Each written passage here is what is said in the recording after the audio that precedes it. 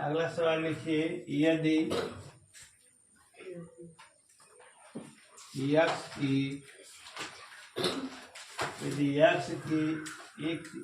के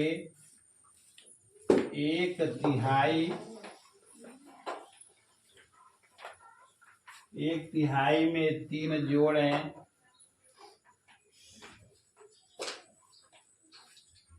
तो 25 प्राप्त होता है। ये समीकरण हम कैसे बनाएंगे? तो संख्या हमारा दिया है यक्स। यदि यक्स के एक तिहाई में 3 जोड़ें तो 25 प्राप्त होता है। तो वह संख्या है यक्स। तिहाई किसका? यक्स का तिहाई। यक्स का तिहाई माने होता है 1/3 हिस्सा। तिहाई का मतलब होता है, तिहाई माने होता है 1/3 भाग।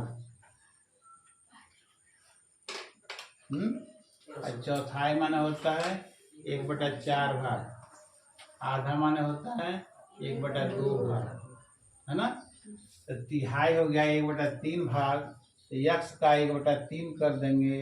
यक्स का 1/3 ये हो जाएगा यक्स गुणे 1/3 यानी यक्स/3। यक्स में 1 से गुणा कर दें, यक्स हो जाएगा /3 में 3 जोड़ यानी अब कर रहा है यक्स/3 में 3 जोड़।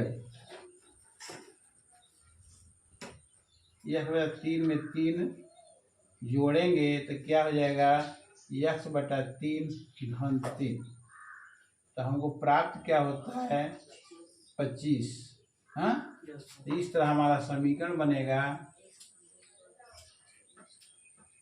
समीकरण हो जाएगा यक्स/3 घन 3 बराबर 25।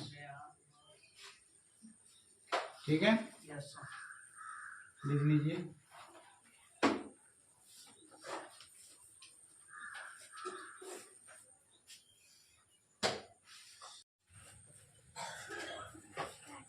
दूसरा है, देखिए समीकरण में संख्याएं 1 और 4 का योग 11 है। दो संख्या दिया यक्स और दूसरा दिया 4। इसका योग 11 है। तो संख्या का योग करेंगे तो दोनों को जोड़ देंगे तो संख्या हमारा हो गया, एक संख्या है यक्स और दूसरा संख्या है 4। योग करेंगे, इनको जोड़ देंगे, यक्स धन 4। यह किसके बराबर है? 11 के बराबर है। तो इस तरह हमारा समीकरण बन गया हमारा। हम बोलिए क्या होगा? यक्स धन 4 बराबर 11।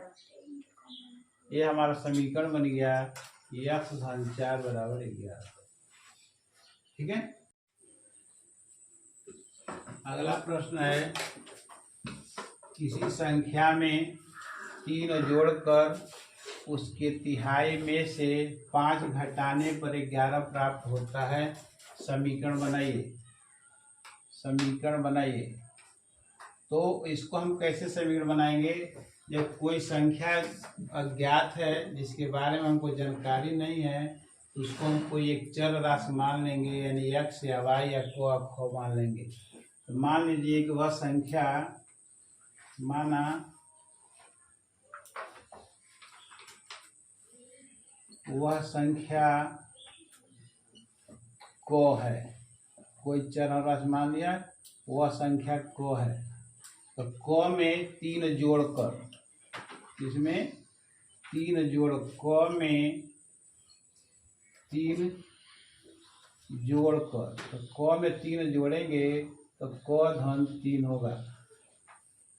ठीक है। जोड़कर उसका तिहाई, इसके तिहाई, इस संख्या के तिहाई में, यानी को धन 3 के तिहाई। तिहाई माने क्या होता है? 1/3 भाग, 1/3 हिस्सा। को धन 3 का 1/3 कर देंगे तो को धन 3 का बटा 3 कर दें। ठीक है, 1/3 भाग हो जाएगा। में से 5 घटाने पर यानी को धन 3/5 में से 5 घटाने पर हम इसमें से 5 घटा दें तो को धन 3 में बटा 3। इसको हम चाहें तो कोष्टक में रख सकते हैं, एक संख्या हो गई हमारी। ठीक है, तो को धन 3 एक साथ हो गया बटा 3 में से 5 घटाने पर 11 प्राप्त होता है। जो हमारा प्राप्त है, जो संख्या प्राप्त होती है वो है 11 है। यानी तभी हमारा जब समीकरण बनाएंगे, यह समीकरण बनेगा कितना, क्या बनेगा, को धन 3 बटा 3 5 बराबर 11। बढ़िया किया, पता नहीं। किसी संख्या में 5 जोड़कर उसके दुगुने में से 15 घटाकर चौथाई करने पर 20 प्राप्त होता है।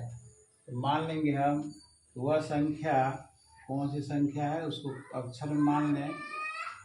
हाँ, वह संख्या x है। तो कह रहा है उस संख्या में 5 जोड़ने पर 5 जोड़ने पर यानी x में हम 5 जोड़ देंगे तो हो जाएगा x धन 5। उसके 2 गुना करने पर हो गया 2 गुना करने पर, एक एक शब्द हम लेकर चलेंगे तभी समीकरण बनता है। इसका 2 गुना कर दें, 2 गुना माने 2 से गुणा, तो 2 से जब हम गुणा कर देंगे तो x धन 5 में हम 2 से गुणा, केवल 2 से गुणा करेंगे बिना कोष्टक लगाए, तो 5 में 2 से गुणा होगा। जब हम कोष्टक लगा देंगे पूरी संख्या में 2 से गुणा होगा। ठीक है, तो कोष्टक लगा देंगे तो 2 गुना हो गया, तो हो जाएगा 2x धन 5। हाँ, 2 गुने में से 15 घटा, और अब इसमें से हम 15 घटा देंगे। 15 घटाने पर जब हम 15 घटाएंगे 2x प्लस 5 में से हम 15 घटा दें। 15 घटाने पर चौथाई करने पर 20 प्राप्त होता है। यानी इसकी चौथाई किया जाए,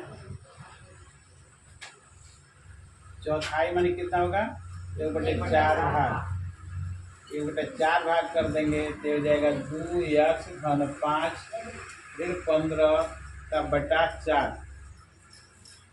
पूरे का बटा 4। चौथाई करने पर 20 प्राप्त होता है। जो हमारा प्राप्त होता है वह 20 है, इसलिए समीकरण बनेगा। समीकरण क्या बन जाएगा, बोलिए, 2 इंटू x प्लस 5 माइनस 15 बटा 4 बराबर 20। किसी भी समीकरण को बनाने के लिए हम समीकरण के जो नहीं दिया है उसको हम x मान लेते हैं, कोई संख्या मान लेते हैं, और उसके बाद जिस तरह शर्त दिया है उस तरह से उसमें जोड़ घटाना गुणा भाग करते चले जाते हैं, और लास्ट में जो प्राप्त होता है उसको दाहिने समीकरण के दाहिने तरफ यानी राइट हैंड साइड में लिख देते हैं। इस तरह समीकरण बनता है। ठीक है, यह रेखीय समीकरण बनाना है तो हम कैसे बनाएंगे। सवाल है कि डेविड के पिता की आय उसकी आय के 5 गुने से 7 वर्ष कम है। डेविड की पिता की आयु 48 वर्ष है। इसका समीकरण बनाइए। तो पहले जो है हम क्या करेंगे कि डेविड की उम्र मान लेंगे, क्योंकि डेविड के पिता की आयु दिया है शर्त, तो पहले डेविड के नाम मान लेंगे x वर्ष, कोई चर राशि मान लेंगे। माना डेविड का आयु x वर्ष है। ठीक है, फिर कह रहा है पिता की आयु, उसकी पिता की आयु कितना है? डेविड के पिता की आय उसकी आय की 5 गुनी। किसकी आय की 5 गुनी? डेविड की आय की 5 गुनी। डेविड की आयु की 5 गुनी। डेविड की आय हमने जब x माना है तो 5 गुना कर देंगे, तो अगर 5 गुणे x बराबर 5 गुने से 7 वर्ष कम है, यानी 5 गुनी जो उसकी उम्र है डेविड की, डेविड की उम्र हमने x वर्ष माना, उसका 5 गुना कर दिया तो 5x हो गया। अब उसमें करा 7 वर्ष कम है, तो 7 वर्ष कम, 7 वर्ष कम जब हम कर देंगे तो 5x में से जो 5 गुना है उसमें 7 वर्ष कम कर दें तो जाएगा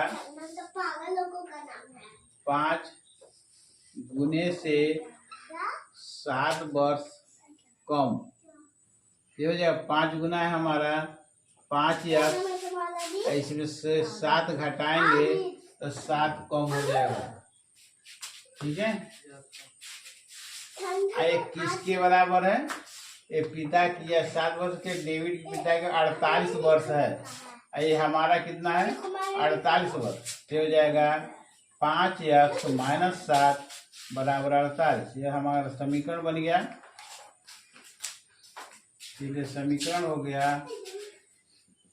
5x फिर 7 बराबर 48।